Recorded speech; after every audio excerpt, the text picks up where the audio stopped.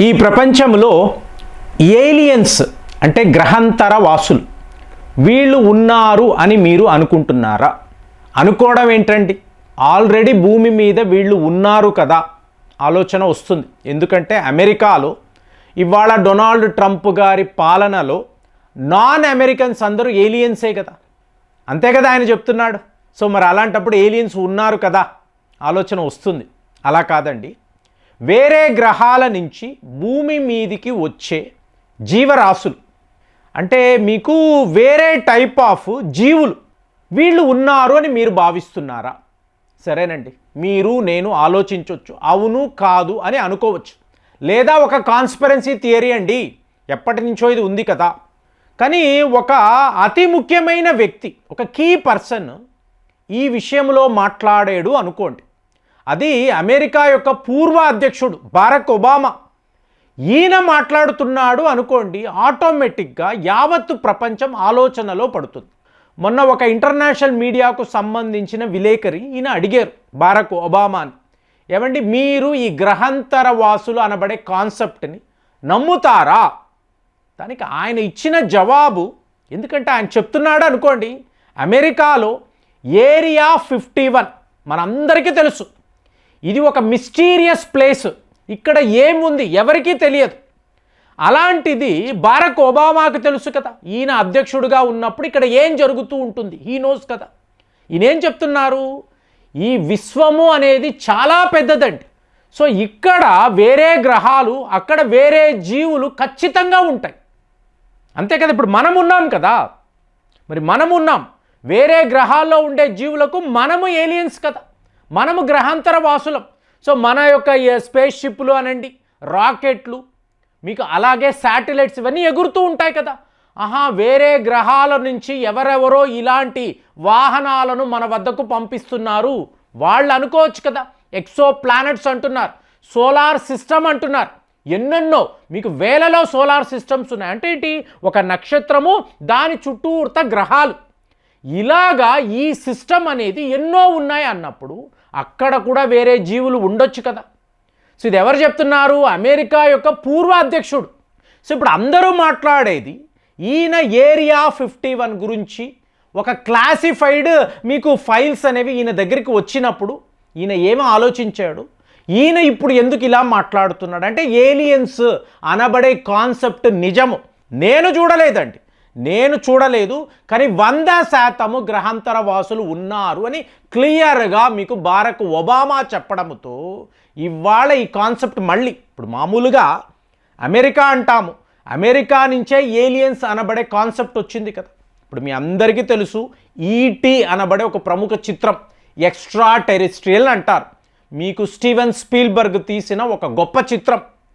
మరి ఆయన అడిగారు ఈ ఆలోచన మీకు ఎలా వచ్చిందండి అన్నప్పుడు ఆయన ఏం చెప్పారు, ఒక వార్తాపత్రికలో ఒక న్యూస్ రిపోర్ట్ చదివాను, ఒక చిన్న పిల్లవాడు ఏలియన్స్ను చూసినట్టు వాళ్ళ మధ్య స్నేహము కలిగినట్టుగా చదవడంతో ఇన్స్పైర్ అయ్యి నేను ఈ చిత్రాన్ని తీసాను. ఎంత ఫేమస్ అండి ఈటీ అంటే, అద్భుతము కదా. మరి అలాంటిది అంటే అంతకు ముందే ఎవరో ఇలాంటి ఆలోచనలు ఎక్కడో మేము ఏలియన్స్ని చూసామని చెప్పి వాళ్ళు చెప్పడంతో ఆ పత్రిక ఈ కథనాన్ని రాశారు కదా, దానిని చూసే ఈయన చిత్రము తీశారు. సో ఇదంతా అమెరికాలో ఉన్న ఒక కాన్సెప్ట్. మరి మీరు ఆలోచించండి, నవాడా అనబడే ప్రాంతంలో ఏరియా 51 అంటారంట. ఈ ఏరియా 51లో ఏముంది ఎవ్వరికీ తెలియదు, ఇది ఒక మిస్టీరియస్ ప్లేస్, దీని గురించి ఎవరు మాట్లాడడానికి మీకు అవకాశము లేదు, పర్మిషన్ లేదు. ఇప్పుడు 2019లో కొంతమంది యువకులు, ఇది ఒక స్వతంత్ర దేశము, ఈ దేశములో పలానా ప్రాంతములో మేము ఏదో రహస్యాలను దాచి ఉంచాము, మీరు ఎవరు ఇక్కడికి రాకూడదని మీరు అంటే మేము ఎందుకు ఒప్పుకోవాలి? మేము చూడాలి, ఏరియా 51లో ఏముందో మేము చూడాలని రాత్రికి రాత్రి కొంతమంది యువకులు ట్రెస్పాస్ చేసే ప్రయత్నాలు చేశారు. అంటే ఏరియా 51లోకి వెళ్ళడానికి ప్రయత్నాలు చేస్తే ఒక విడి కమాండర్స్ అండి, వీళ్ళు ఎవరు అమెరికా యొక్క ఎయిర్ ఫోర్స్కి సంబంధించిన వాళ్ళు కాదు, మిలిటరీకి సంబంధించిన వాళ్ళు కాదు, విడి కమాండోస్ వీళ్ళందరినీ కూడా ఆపి దీనికి ముందు వస్తే అంటే ఒక రెడ్ లైన్ వేశారు, దీనిని దాటి మీరు ఎవరైనా వస్తే మీ మీద కాల్పులు జరుపుతాము, ఇది చాలా చాలా క్లాసిఫైడ్ ఏరియా, ఇక్కడ మీరు రావడానికి నాట్ అలౌడ్ అని క్లియర్గా చెప్పారు. అయినా కూడా కొంతమంది ప్రయత్నాలు చేయడము, వాళ్ళని అరెస్ట్ చేసి జైళ్లకు పంపించడము కూడా జరిగింది. ఏంటండి ఏరియా 51లో ఏముంది అంటే, ఇప్పుడు మీరు ఇండిపెండెన్స్ డే అనే చిత్రాన్ని చూసుంటారు. ఆ దర్శకుడు అమెరికా ప్రభుత్వం వద్దకు వెళ్ళి ఏరియా 51లో నేను షూటింగ్ చేస్తాను, అక్కడ ఏమీ లేదని మీరు అంటున్నారు కదా, అలాంటప్పుడు నాకు అక్కడ పర్మిషన్ ఇవ్వండి, మేము షూటింగ్ చేస్తాము అని అంటే నో అని చెప్పి అమెరికా ప్రభుత్వం చెప్పింది. మరి ఇండిపెండెన్స్ డే యొక్క కథను మీరు చూసారో అనుకోండి, ఏమిటి, మీకు చివరిలో ఒక గ్రహాంతరవాసి పడిపోతాడు, అంటే మీకు అమెరికన్ మిలిటరీకి దొరికిపోతాడు. ఇతన్ని వీళ్ళు ఎక్కడికి తీసుకొస్తారు, ఒక ల్యాబ్లోకి తీసుకొస్తారు. ఈ ల్యాబ్ ఏరియా ఏమిటి అంటే ఏరియా 51 అండి. ఏరియా 51లో ఇలాంటి ఒక ల్యాబ్ ఉంది. అక్కడ అమెరికా సైనికులు పట్టుకున్న ఈ గ్రహాంతరవాసులు ఉన్నారు, వాళ్ళ మీద వీళ్ళు పరిశోధనలు చేస్తున్నారు. వీళ్ళు మనుషుల్లాగే బట్టలు వేసుకొని అటు ఇటు తిరుగుతూ ఉంటారు. ఇది ప్రపంచము చూడకూడదు అనే ఉద్దేశంతోనే దీనిని ఒక సీక్రెట్ ప్లేస్గా వాళ్ళు అనౌన్స్ చేశారు. ఇంకొక థియరీ మీరు చూశారనుకోండి, మీకు చందమామలో మీకు కాలు మోపడం, ఇదంతా కూడా ఇక్కడే వీళ్ళు షూటింగ్ చేశారు. ఏమీ లేదు ఫ్రెండ్స్, ఆ రోజుల్లో రెండవ ప్రపంచ యుద్ధం ముగిసిన తరువాత ఆధిపత్య పోరు, ఎవరు ఇక్కడ సూపర్ పవర్, మీకు యుఎస్ఏనా యుఎస్ఎస్ఆరా అంటే సోవియట్ యూనియన్కి అమెరికాకు మధ్య ఒక కోల్డ్ వార్ అనేది మీకు సంవత్సరాల తరబడి జరిగింది. సో ఇప్పుడు అమెరికా వాడు ఏం చేశాడు, కొత్త కొత్త విమానాలు, చిన్న చిన్న విమానాలు, వీటిని వేసుకొని సోవియట్ యూనియన్పై నిఘా పెట్టడం, స్పైయింగ్ చేయడం. ఇది తెలుసుకున్న యుఎస్ఎస్ఆర్ ఏం చేసేది, ఎక్కడైనా ఇలాంటి చిన్న విమానాలు కనిపిస్తే వాటిని షూట్ డౌన్ చేయడం, డైరెక్ట్గా కాల్చి ధ్వంసము చేయడం. దాంతో ఏరియా 51లో ఎవరూ ఎప్పుడు చూడని వింత వింత ఆకారాలలో ఉండే వాహనాలను తయారు చేసి మీరు యుఎస్ఎస్ఆర్ మీద నిఘా పెట్టండి, వాడు కన్ఫ్యూజ్ అయిపోవాలి, ఇది ఏమిటో తెలియకూడదు అన్నప్పుడు అప్పుడే మీకు అన్ఐడెంటిఫైడ్ ఫ్లయింగ్ ఆబ్జెక్ట్స్, సో ఇలాంటి వాటిని వీళ్ళు తయారు చేసుకున్నారు. ఇదంతా ఎక్కడ జరిగింది, ఏరియా 51లోనే జరిగింది. కాబట్టి ప్రజలు ఈ చుట్టుపక్కల ఉంటారు కదా, మీకు ఎలా ఉంటుందంటే 5 కిలోమీటర్స్ దాకా ఆ న్యూక్లియస్లో ఎవరూ కూడా రాకూడదు.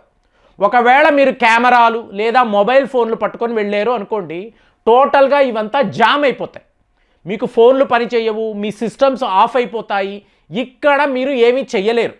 అలాంటప్పుడు మీరు అక్కడ ఒక టెంట్ వేసుకొని కూర్చున్నారు, ఆకాశం మీద ఇలాంటి వింత వింత వాహనాలు కనిపిస్తూ ఉంటాయి, ఎగురుతూ ఉంటాయి, మీకు ఫ్లయింగ్ సాసర్స్ అంటారు, యూఎఫ్ఓస్ అంటారు. ఇవన్నీ ఎక్కడ, ఏరియా 51 నుంచే.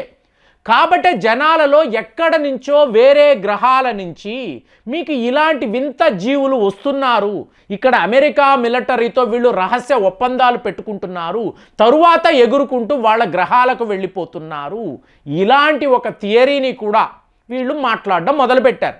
కానీ విచిత్రం చెప్పమంటారా, కొంతమంది శాస్త్రవేత్తలు పనిగట్టుకొని ఏరియా 51లో నేను ఉద్యోగము చేశాను, అక్కడ ఎంతోమంది ఏలియన్స్ను మేము చూసాము, వాళ్లతో మా ఇంటరాక్షన్ ఉండేది, తరువాత వాళ్ళ గ్రహాలకు వెళ్ళిపోయేవాళ్ళు అని చెప్పడంతో ఎవరు, శాస్త్రవేత్తలు. మరి అలాంటిది మీకు గ్రహాంతర వాసులు అమెరికా దాకా, అంటే అమెరికా దాకే ఎందుకండి, ఇవాళ చెన్నై వచ్చినట్టు కోయంబత్తూరు వచ్చినట్టు కూడా వార్తలు వస్తున్నాయి. అంటే భూమి అనేది ఒకటే కదండి, ఇక్కడ ఒక అమెరికాకే ఆ పవర్ ఉందని కాదు, రష్యాకి రావచ్చు, యూరోప్లోకి తిరగొచ్చు, ఇక్కడ తమిళనాడు ఆంధ్రప్రదేశ్లో కూడా గ్రహాంతర వాసులు రావచ్చు కదా, వచ్చి తిరిగేసి వెళ్ళొచ్చు కదా. అలాంటప్పుడు మీకేమనిపిస్తుంది, అసలు ఈ గ్రహాంతర వాసులు ఏలియన్స్ అనబడే కాన్సెప్ట్ ఇప్పటి వరకు ప్రాక్టికల్గా ఎవరూ చూడలేదు, కానీ చూసినట్టుగా వేల సంఖ్యలో ప్రజలు మాట్లాడుతున్నారు. ఇవాళ స్వయంగా మీకు పూర్వ అమెరికా అధ్యక్షుడు అవును ఈ కాన్సెప్ట్ ఉంది, ఏలియన్స్ ఉన్నారు అని అంటున్నప్పుడు మన ఆలోచనలు ఎలా ఉండాలి, మీరేం ఆలోచిస్తున్నారు, మీరు ఏలియన్స్ ఉన్నారని నమ్ముతున్నారా, నమ్మడం లేదా, కామెంట్స్లో రాయండి. మళ్ళీ వచ్చే వీడియోలో కలుద్దాం. జై హింద్.